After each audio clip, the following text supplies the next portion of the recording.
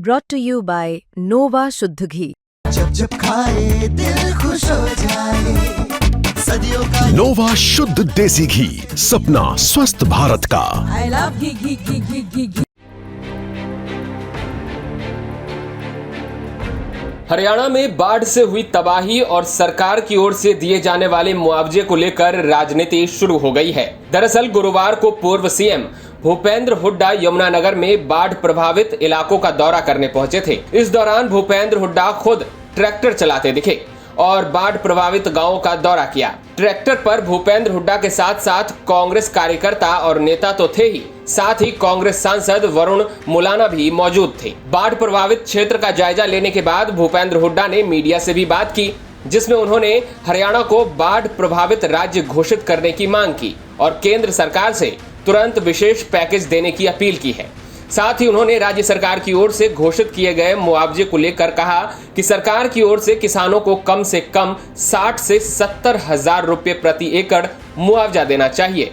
गाँव में गए और शहर में भी घूमे, बहुत सारा नुकसान हुआ है। जो फ्लड आया है उससे काफ़ी हजारों एकड़ का नुकसान हुआ है और सैकड़ों एकड़ तो बह गई है। जहाँ पॉपुलर के पेड़ थे वो भी बह गए। इतना भारी नुकसान हुआ, पूरे हरियाणा में नुकसान है। यहाँ यमुनानगर में बहुत भारी नुकसान हुआ, उससे ज़्यादा, बहुत ज़्यादा। बेड के बेड बह गए, खेत के खेत बह गए। तो क्षति का कारण क्या है? ज्यादा हुई है आपकी बात? मैंने बताया इलीगल माइनिंग, जो यमुना अपना रास्ता ही बदल गई।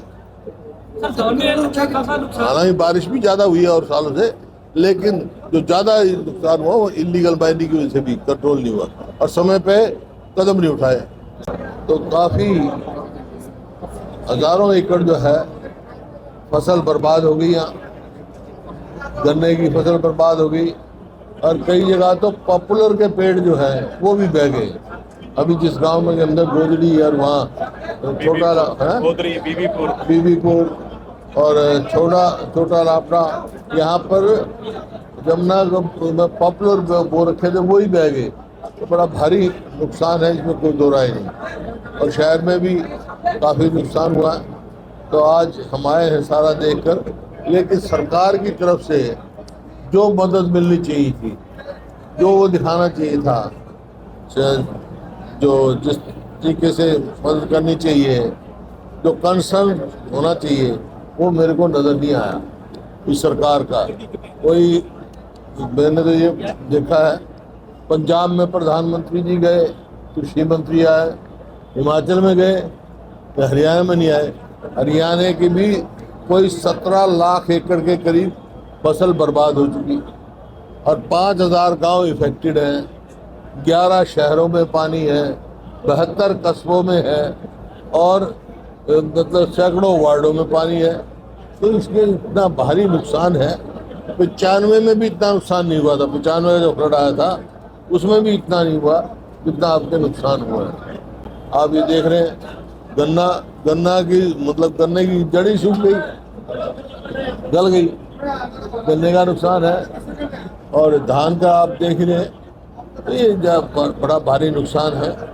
और इसकी ये एक पोर्टल चला रखा है इन्होंने, क्षतिपूर्ति पोर्टल। वो समझ में नहीं आया क्या है वो पोर्टल है भाई। गांव में जब कोई किसान पराली जला देता है तो सैटेलाइट में दिख जाता है उसको। इतना पानी भरा सैटेलाइट नहीं दिखता। क्षतिपूर्ति पोर्टल में बहुत वो कर लिए, एक के बाद एक पोर्टल करते हैं। स्पेशल गिरदावरी करनी चाहिए, तुरंत कंपनसेशन देना चाहिए। गन्ने का भाव कम से कम 500 रुपये क्विंटल डिक्लेयर करना चाहिए, गन्ने का जो भाव है यहाँ पर इनको। और इस प्रकार से काफ़ी मैं देख रहा था, 15 सितंबर से धान की खरीद होनी है, शुरू होनी है। और मार्केट फीस जो है 4% कर दिया इन्होंने, तो उसको घटाना चाहिए। मार्केट फीस 1% करना चाहिए या 2% करें, ताकि राहत मिले कोई। जो कि यहाँ बहुत सारी जो राइस मिल्स हैं वो भी पलायन कर रहे हैं इसी वजह से। इसी प्रकार से काफ़ी छोटी इंडस्ट्री शिफ्ट हो रही हैं। मेरा उनसे यही अनुरोध है कि शिफ्ट ना हो, हम उनकी लड़ाई लड़ेंगे, यहाँ पर हरियाणा में रहें। हाँ, जो उनकी मांग है उसके लिए हम पूरी लड़ाई लड़ेंगे यहाँ पर। और 15 सितंबर से जो MSP की है, MSP पिछली बार पूरा नहीं मिला।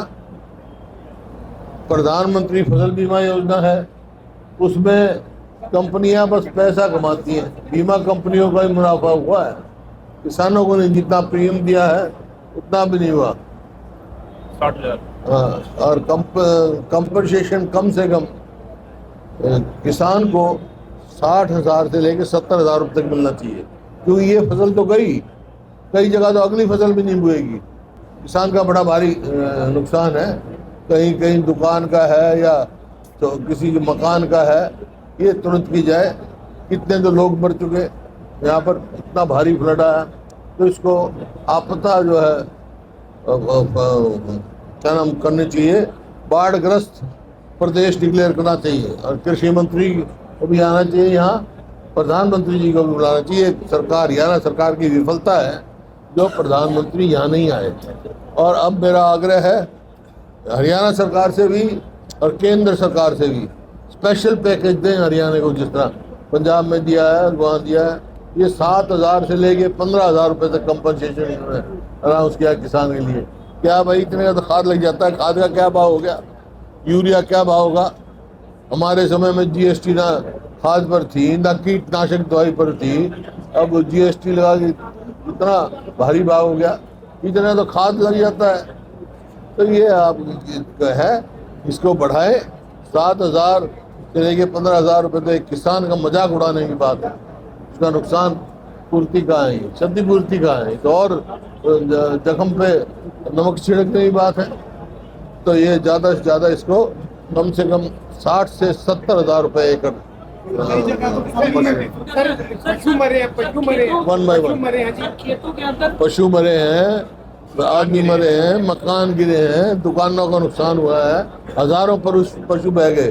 मैं देख रहा था यहाँ पॉपुलर जो है उसका किले बह गए। और ये जो भराव का कारण इलीगल माइनिंग, यमुना का रास्ता बदल गया और कई सौ एकड़ खराब कर गए। एक गांव के यार 300 एकड़ करे बह गई, तो ये कोई नुकसान थोड़ा है। इलीगल माइनिंग की वजह से बड़ा भारी नुकसान हुआ है। मैनिफेस्टो देखो, घोषणा पत्र देखो, एक भी लागू हुई है। 2022 में तो किसान की आमदनी दुगनी होनी चाहिए थी, आमदनी तो नहीं, लागत कई गुना बढ़ गई। तो इनका तो ऐसे ही है खोखलेबाजी। फ्लड कंट्रोल की मीटिंग, फ्लड कंट्रोल की मीटिंग ही नहीं की आपके। ये फ्लड ऐसा जो बारिश का सीजन आता है उससे पहले फ्लड कंट्रोल की मीटिंग होती है, ड्रेन साफ की जाती हैं, सीवरेज साफ की जाती है और बेड मजबूत किए जाते हैं। जो यमुना का बेड मजबूत करना चाहिए वो नहीं किया इन्होंने, समय पे कोई कदम नहीं उठाया।